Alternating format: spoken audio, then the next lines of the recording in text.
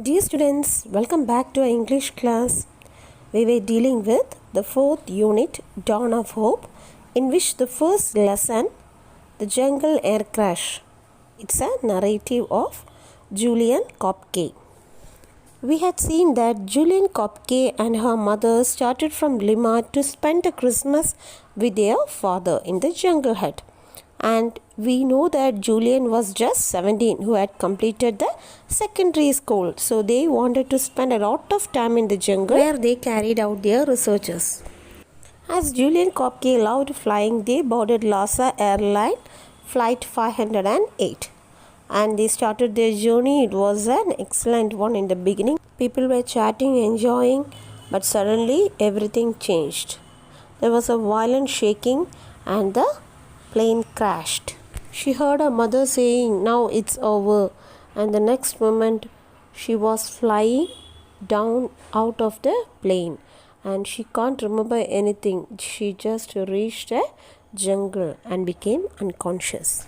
On the third day, she heard the sounds of vultures and she knew that usually vultures can be seen around the dead bodies.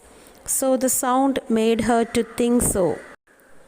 She came across some of the distracted part of aeroplane, but she could not find any survivor. During afternoon, she heard the noise of aircraft engine. She yelled, "Hello, help, help," knowing that it is useless.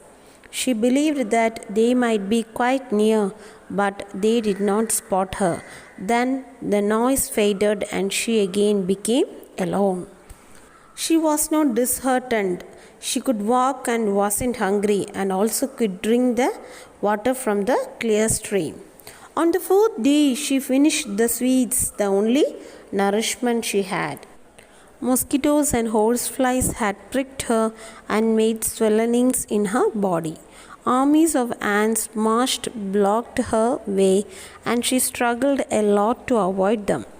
She could cover only a few hundred meters an hour because her condition was miserable. Her streams did not run into larger rivers. As she moved along its banks, she saw parrots, monkeys, hummingbirds, varieties of tiny orchids growing on tree trunks. It was amazing that she wasn't hungry. She did not have delicious looking fruits because she had a thought that beautiful and tempting looking fruits may be poisonous. According to her, jungle is a trap and it is a battlefield in which rot and growth match hand in hand. All the plants are competing to get the sunlight, shock each other, and then very hungrily have the cadavers of their victim in order to live. There was an open wound on her foot, which was getting worse due to the infection by insects. Every time the flies shrink and lay eggs in her wounds. She watched them attacking her helplessly. Each one was about a centimeter long and was eating her lively. She believed that God will help her. They will amputate if she ever survived. The river she followed was wide, and whenever she gets a good view ahead, she risked swimming. It was very fast that the flow of water carried her along. On land, she had to be more careful to watch where to put her feet because she is frightened that there may be snakes hidden in the decayed leaves of the trees and the poisonous thrown black crabs. If she walk on a crab, it is sure that she will die. Now, let's see the summary of the rest of the story. Julian became tired and her walking became harder. Due to lack of food and humid 45-degree heat made her weaker. The movement of river became faster and faster. She was not able to move in it. She searched for a place to lie down at night. Later she understood that it was her 10th day.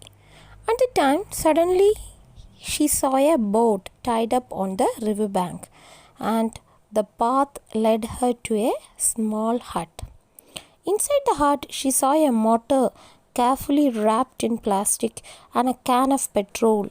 So she hoped that someone will come there, but not sure who or when will someone arrive there. She lay down but was unable to sleep soundly because her mind was expecting some human there. But the only sound she heard was a screaming of monkeys and the screeching of parrots. And all the sounds felt like something dangerous. The next morning, she wished to start her journey. She knew that sometime it may take days or weeks if she waited for the people of the boat. Actually, she does not want others' belongings, so she did not take the boat. It was heavy rain, so she took shelter in the hut. Then she heard human voices. 3 men. One was speaking in Spanish.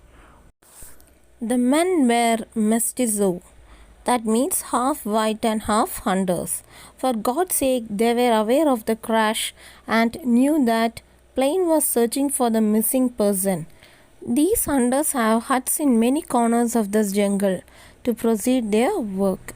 They helped her by cleaning the wounds with salt water and applied an ointment. They prepared fruit juice, but she was not able to drink it. Next morning, they took her in the boat down to the river.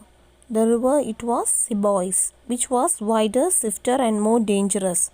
She looked at the shore where she would have walked, but it became impossible. It took hours to meet a jungle settlement of Turna Vista. It is a district in Peru. One of her rescuers who helped her to escape explained why her eyes are red and blood-coated and her face disfigured, swollen out of shape from the insect bites. Her arms or legs are jabbed with worm wound. She looked like a living nightmare.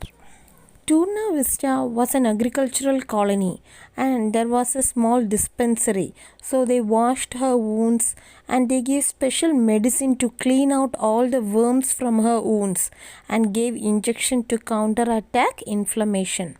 On the 11.5 days after the crash, she again boarded a plane.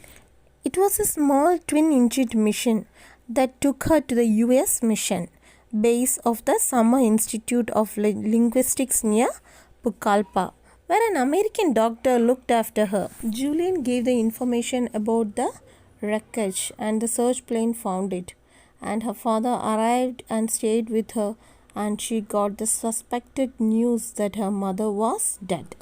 The researchers found the Ultra shattered over 16 kilometers of jungle, and the cause of the crash and how Julian got safely down was unknown to them.